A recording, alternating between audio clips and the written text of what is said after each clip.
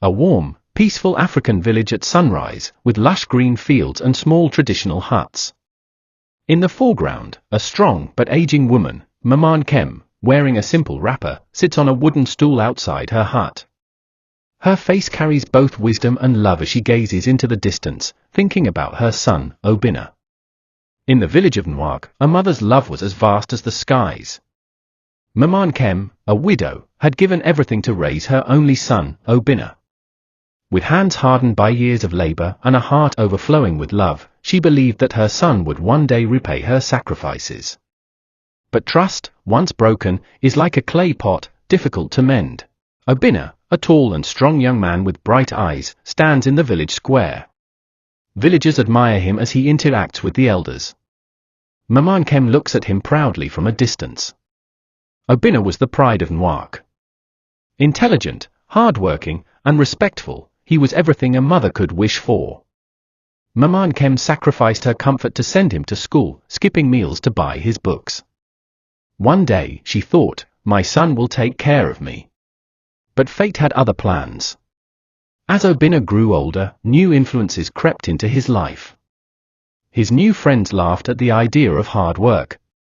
Dyke, the son of a wealthy but corrupt family, lured him into a world of shortcuts, where wealth could be gained without sweat.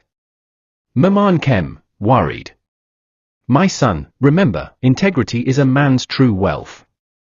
Obinna, smirking. Mama, times have changed. Hard work is for those who don't know better. One fateful night, temptation overcame caution.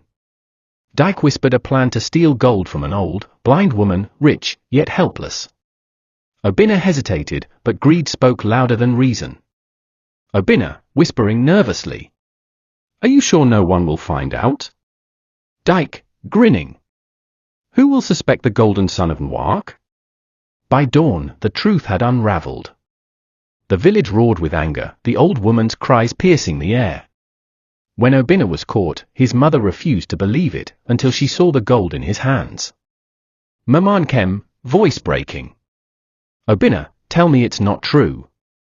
Obinna, ashamed, stammering. Mama, I didn't mean to. The weight of betrayal was heavier than a mountain. Abandoned by his friends, scorned by his people, Obinna was left with only his regrets. Forced to work tirelessly to repay the stolen gold, he tasted the very struggles his mother had endured for him.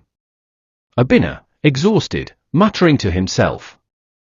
I had everything, and I threw it all away. Years passed, and Obinna changed.